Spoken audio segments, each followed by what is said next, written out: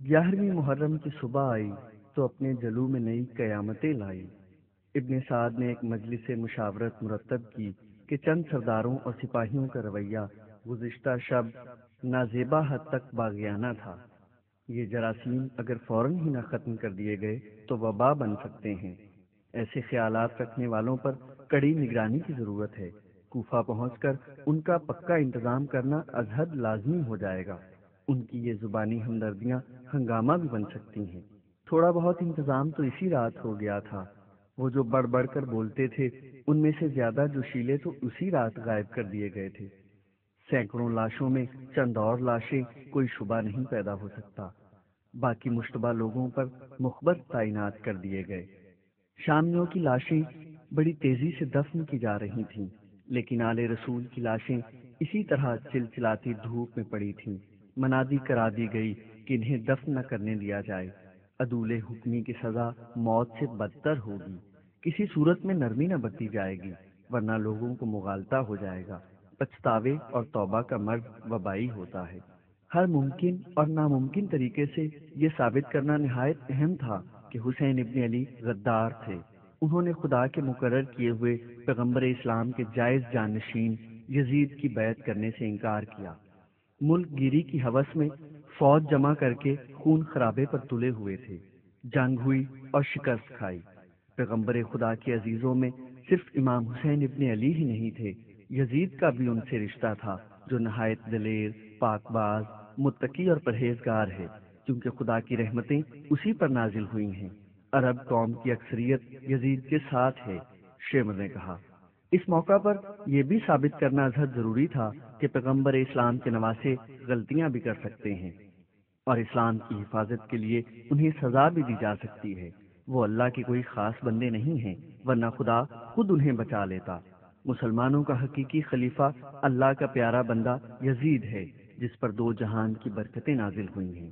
لیکن اگر چند مفسدوں کے دل میں یہ خیال جاگزین ہو جائے کہ حسین بے گناہ تھے، فوج نہیں جمع کی تھی، صرف 72 رشتہ دار اور دوست تھے، انہیں بیعت کے معاملے میں اختیار حاصل تھا کہ بیعت یقین اور ایمان کے بل بوتے پر ہوتی ہے، انہیں اسلام کے تمام اصول نظر انداز کر کے، ان پر پانی بند کر کے، ہزاروں کے نرغے میں گھیر کر شہید کیا گیا۔ ایسے خیالات کی بہکنی کی جائے، ان کے ساتھ بالکل وہی برتاؤ کیا جائے جو دشمنان اسلام کے ساتھ ہونا چاہیے۔ چند لوگوں نے صلاح دی کہ ان قیدیوں کا جھنجٹ کیوں پالا جائے، انہیں شام تک لے جانا قیامت ہو جائے گا، سب کو یہیں ختم کر کے قصہ پاک کر دیا جائے، کوفہ لے جانے کی ضرورت نہیں۔ مگر پھر مجلس مشاورت نے بڑے غور و خوض کے بعد فیصلہ کیا کہ اگر سب کو یہیں ختم کر دیا گیا تو رایا کو تماشا دکھانے اور ان پر دہشت طاری کرنے کا ایک اچھا موقع ہاتھ سے چلا جائے گا۔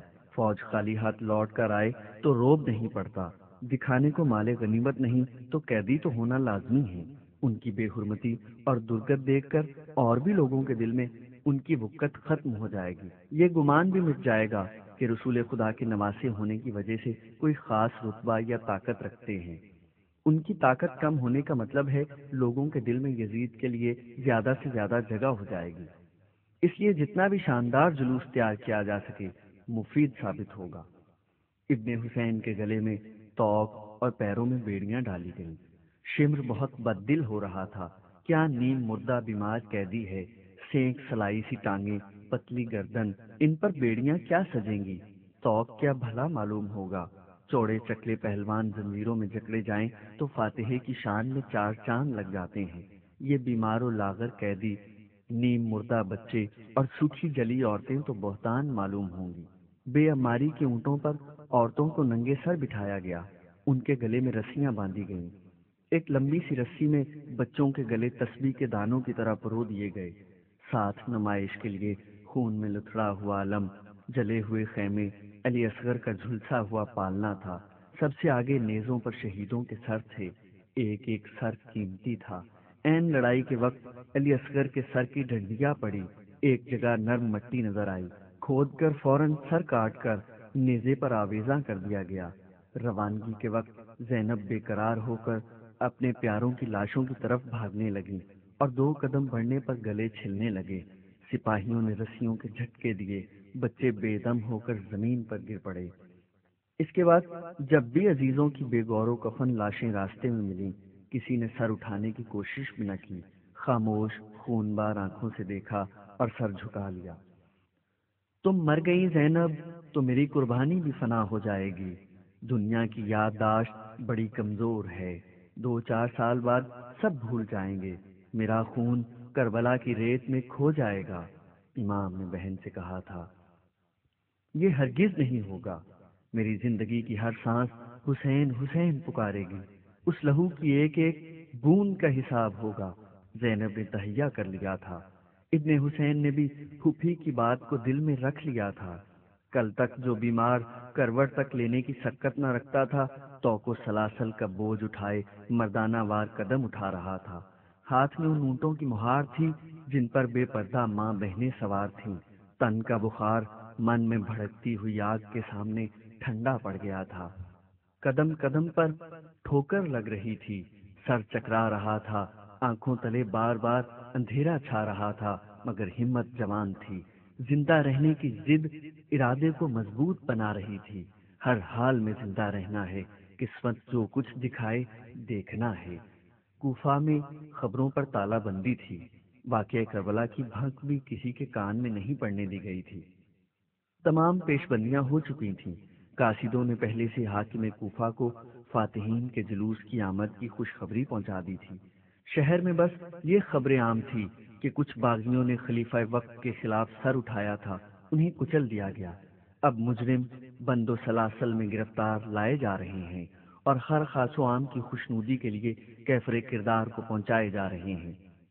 کوفہ کے حاکم ابن زیاد نے فتح یاب فوج کی آمد کی خبر سن کر شہر کی آئینہ بندی کا حکم دیا۔ شہر کو چراغاں سے جگمگا دیا گیا، گلی گلی کوچا کوچا میں مغنیوں اور رقاصوں کے انبوہ جمع کیے گئے، فضا نغموں سے گونج اٹھی۔ کوفہ والے پہلے ہی سے ابن زیاد کے عتاب سے خائف تھے، اپنی نیک نیتی کا اظہار کرنے کے لیے بڑے زور و شور سے جشن شاہی میں حصہ لینے لگے۔ ابن زیاد کو ڈر تھا کہ شاید حقیقت عیاں ہونے پر لوگ آپے سے باہر ہو کر ہنگامے کھڑے کر دیں، اس لیے اس نے پیش بندی کے طور پر اعلان کروا دیا کہ کوئی ہتھیار بند ہو کر نہ آئے۔ دوسرے دن ابن سعد بڑے کروفر سے لاؤ لشکر کے ساتھ شہر میں شادیانے بجاتا داخل ہوا۔ لوگ تماشا دیکھنے ٹوٹ پڑے۔ قیدیوں کی ایسی بری گت تھی کہ اپنی عزیز بھی مشکل سے پہچان پاتے۔ نیزوں میں آویزاں سر خاک و خون میں لتھڑے ہوئے تھے۔ دوسرے کسی کے شان و گمان میں بھی یہ بات نہ تھی کہ یہ قتل حسین کا جشن ہے، یہ قیدی رسول خدا کے عزیز اور پیارے ہیں، سمجھے کوئی وحشی قبیلے کے باغی ہوں گے۔ سب کی رنگتیں جھلس کر سیاہ ہو گئی تھیں، ہڈیوں کے ڈھانچے قید و بند کی صوبتیں سر جھکائے جھیل رہے تھے۔ عام قاعدے کے مطابق تماشبین قیدیوں پر اینٹ پتھر کوڑا کرکٹ پھینک رہے تھے اور مغالظات بک رہے تھے۔ ایک شخص نے لڑکھڑاتے ہوئے ابن حسین کو دیکھ کر کہا لگایا، اے دشمن اسلام، تجھ پر خدا کی لعنت۔ اے نیک بخت، تو جانتا ہے کہ میں کون ہوں؟ ہاں جانتا ہوں، تم دین اسلام کے دشمن ہو، تمہیں دھوکہ دیا گیا ہے۔ میں اپنے جد امجد کے عقائد کا دشمن کیسے ہو سکتا ہوں؟ میں ابن حسین ہوں، وہ سامنے نیزے پر میرے بابا کا سر ہے۔ پہچانتے ہو حسین ابن علی کو؟ ایک معمر آدمی نے آنکھیں چندھیا کر دیکھا اور اس پر جیسے بجلی گر پڑی۔ یا خدا، حسین ابن علی قتل کر دیے گئے؟ وہ شخص چیخنے لگا۔ آگ کی طرح یہ خبر مجمع میں پھیل گئی۔ لوگ آنکھیں پھاڑ پھاڑ کر نیزوں پر چڑھے سر دیکھنے لگے، پہچان کر پاگلوں کی طرح بال نوچ کر سر پیٹنے لگے۔ ایک کوہرام مچ گیا، لوگوں نے حملہ کر کے سروں کو چھیننے کی کوشش کی۔ ابن زیاد کی فوج پہلے سے اس گڑبڑ کا مقابلہ کرنے کو تیار تھی۔ گھوڑ سوار مجمع کو کچلتے اور نیزوں کے حلقے میں لے لیا۔ جلدی جلدی سب قیدیوں کو قلعے میں پہنچا دیا گیا۔ جشن ماتم حسین میں تبدیل ہو گیا۔ ہر گھر سے رونے پیٹنے کی آوازیں اٹھنے لگیں۔ یا خدا، حسین ابن علی قتل کر دیے گئے۔ یہ خبر آگ کی طرح ہر چہار طرف پھیل گئی۔ یہ سن کر پہلے تو کوفہ والوں پر سکتہ طاری ہو گیا، پھر لاکھوں سینوں سے ایسی دل دوز آہ بلند ہوئی کہ سارا شہر تھرا گیا۔ لوگ پاگلوں کی طرح رونے پیٹنے لگے، سر کے بال نوچ کر کپڑے پھاڑنے لگے۔ اس وقت زینب بنت علی نے اپنے چہرے سے الجھے ہوئے بالوں کی نقاب اٹھائی اور کوفہ والوں کو پکار کر مخاطب کیا، اے کوفیو، تم مکار اور جھوٹے ہو، تم وعدہ شکن اور کمینے ہو، تم نے لمبے چوڑے وعدے کیے اور توڑ دیے، تم نے میرے بھائی امام حسین ابن علی کے ساتھ فریب کیا، انہیں وطن سے بے وطن بنایا، اور جب وہ یہاں آئے تو تم بزدل گیدڑوں کی طرح اپنی جانیں بچا کر دبک گئے اور انہیں وحشی درندوں کے ہاتھوں چھوڑ دیا، انہیں بھوکا پیاسا ذبح کیا گیا، ہم تباہ و برباد ہو گئے، اب تم ہم پر مگرمچھ کے آنسو بہانے آئے ہو، خدا کرے یہ آنسو تمہاری آنکھوں سے ہمیشہ بہتے رہیں، بے غیرت انسانوں، تم نے اپنے دامن پر جو گھناؤنا داغ لگایا ہے یہ قیامت تک نہ چھوٹے گا، تم نے ایک ایسے انسان کے ساتھ دغا کی جو تمہارا دینی اور دنیاوی رہنما تھا، خدا تمہارا یہ گناہ کبھی معاف نہ کرے گا، دنیا تمہاری مکاریوں کو کبھی معاف نہ کرے گی، بے رحموں، تم نے رسول خدا کے معصوم نواسے کو ذبح کیا، ان کے ننھے ننھے بچوں کو پیاسا مارا، ان کی بہو بیٹیوں کے سر سے چادریں اتار کر ان کی بے حرمتی کی، اور اب تم رو رہے ہو۔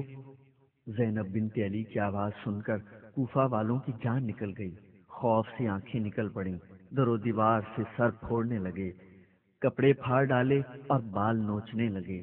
عمر بن سعد نے ایک دم حالات بگڑتے دیکھ کر قافلے کو تیزی سے آگے بڑھایا، لوگوں کو تلواروں برچھیوں سے پرے دھکیل کر راستہ بنانا چاہا، مگر مجمع بے قابو ہو چکا تھا۔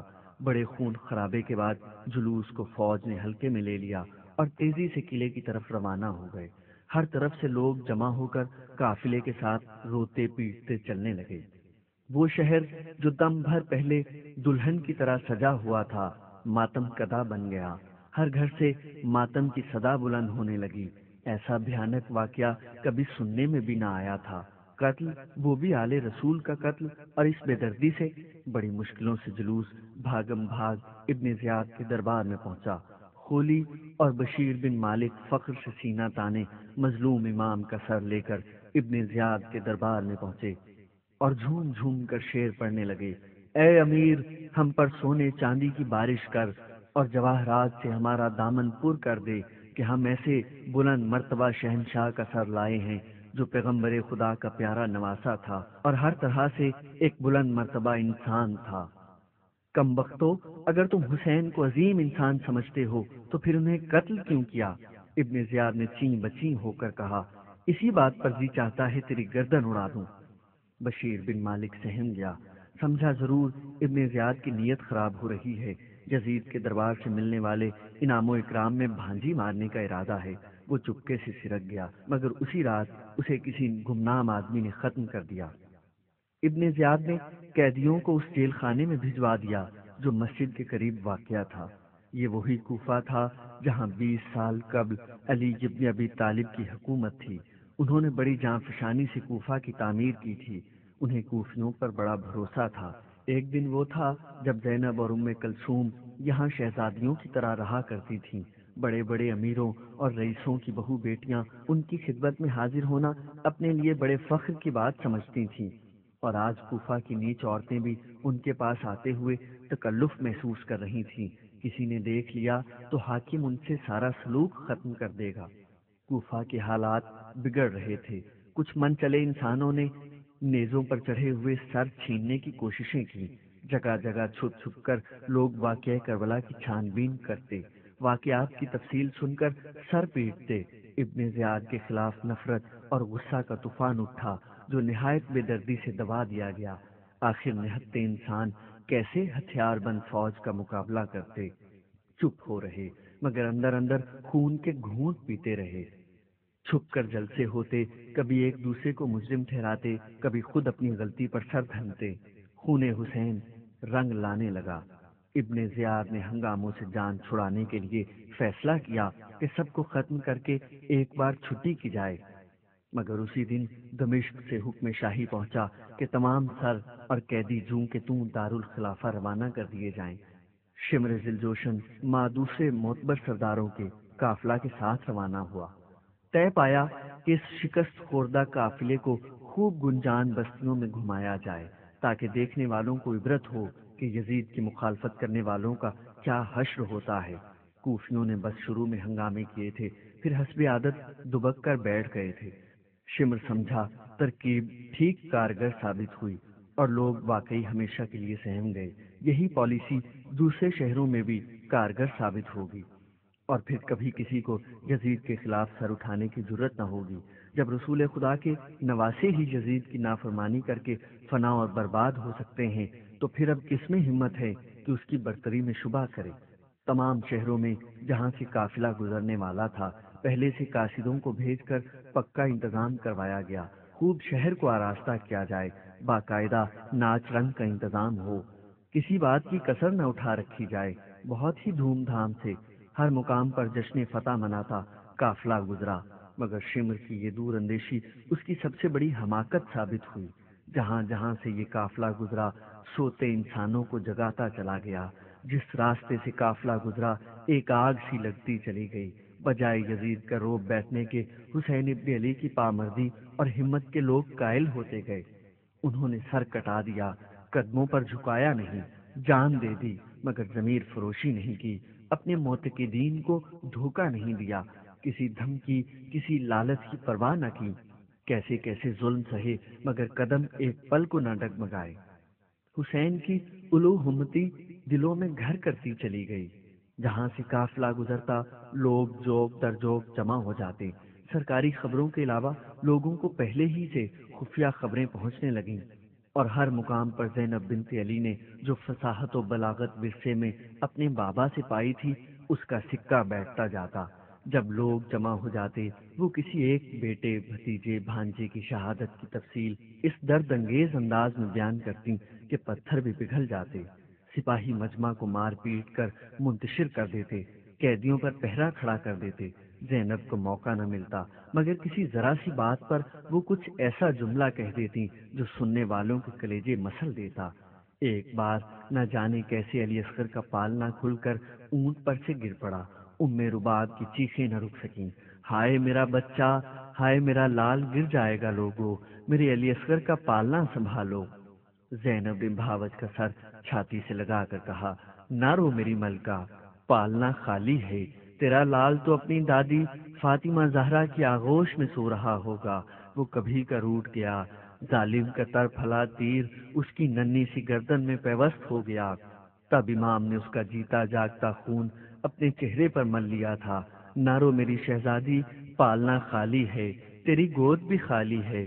پھر مجمع کی طرف متوجہ ہو کر بولی، اے خوش نصیب ماؤں جن کی گود میں جیتے جاگتے ہمکتے شیر خوار ہیں، اللہ کا شکر کرو کہ تمہاری کوکھ سرسبز ہے۔ ام رباب کی گود اس پالنے کی طرح ہمیشہ کے لیے خالی ہو گئی۔ فوج نے بہت مارا پیٹا مگر بچوں والیاں گرے ہوئے پالنے پر اپنی آنکھیں ملنے لگیں، اس کی ڈوریوں کو چومنے لگیں۔ ہر شہر میں لوگ بغاوت پر آمادہ ہو گئے، رقص و سرور کی محفلوں میں آگ لگا دی اور گلی کوچوں میں ماتم حسین سے کوہرام مچ گیا۔ کئی شہروں میں تو ایسی ابتر حالت ہو گئی کہ جلوس نے اسی میں خیریت سمجھی کہ باہر ہی سے آگے بڑھ جائے۔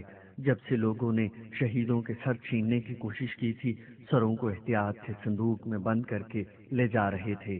اگر سب کے سب سر صحیح و سلامت نہ پہنچے تو شامت آ جائے گی۔ امام مظلوم کی روداد کربلا سن کر لوگوں کے سہمے ہوئے دلوں میں جوش پیدا ہونے لگا۔ وہ بھی ان زیادتیوں کا مقابلہ کرنے پر تل گئے جو ان کے حاکم ان کے ساتھ روا رکھتے تھے۔ چپ چاپ ظلم سہنے والوں کی زبانیں بھی کھلنے لگیں۔ امام نے مر کے انہیں جینے کا سلیقہ سکھا دیا، سر کٹا کے سر اٹھانے کی ہمت پیدا کر دی۔ آگ ایک شہر سے دوسرے شہر میں پھیلی، لوگوں نے گروہ بندیاں شروع کر دیں۔ جتنا انہیں مار کر دبانے کی کوشش کی اور زور سے ابھرے۔ شمر ذی الجوشن ہلکان ہو گیا، شہر در شہر اسے بجائے نعرہ تحسین و آفرین کے یا تو خاموش عوام سے مقابلہ کرنا پڑتا یا لعنتیں ملتی۔ جس حکومت میں مسلمانوں کی یہ گت تھی وہاں عیسائی اور یہودی تو جانوروں سے بدتر سمجھے جاتے تھے۔ ان کے تمام حقوق آہستہ آہستہ سلب ہوتے جا رہے تھے۔ انہوں نے بھی اس موقع پر سوگواران حسین کا ساتھ دیا، انہیں بڑی بے دردی سے قتل کیا گیا، مگر خون حسین کی سرخی عوام کی آنکھوں میں اتر آئی تھی۔ جتنی ان پر سختی ہوئی اتنی ہی نفرت بڑھی، غصہ بڑھا، اور اس میں کوئی شک نہ رہا کہ حکومت وحشی، جابر اور بے دین انسانوں کے ہاتھ میں ہے۔ امام کو شہید کر کے یزید نے اپنی اور اپنی شہنشاہیت کی قبر کھود ڈالی۔ قافلہ جب دمشق پہنچا تو یزید کے ہزاروں لاکھوں پرستار اس سے منحرف ہو چکے تھے۔ قافلہ افتاؤں خیزاں آگے بڑھتا رہا۔ جب کہیں پڑاؤ پڑتا، سپاہی عیش و عشرت میں گم ہو جاتے، قیدی کسی کونے میں ڈال دیے جاتے، لوگ چھپ چھپ کر ان تک پہنچ جاتے۔ زینب، ام کلثوم اور ابن حسین سے کربلا کے حالات سنتے، خاموشی سے آنسو بہاتے۔ ہم سخت جان زندہ رہ گئے، ہمارے عزیزوں کی لاشیں میدان کربلا میں بے گور و کفن جنگلی جانوروں کے رحم و کرم پر پڑی ہیں۔ زینب خشک جلتی آنکھوں سے نیزوں پر آویزاں سر دیکھتی، دیکھو دیکھو لوگو، میرے بھائی کے آنسو بہ رہے ہیں، ظالموں نے ہمارے سر برہنہ کر کے ہمیں در بدر گھمایا ہے، میرے بھائی کی روح بے قرار ہے۔ لوگ ان سے حالات سن کر جاتے، اپنے عزیزوں دوستوں کو جمع کر کے انہیں بھی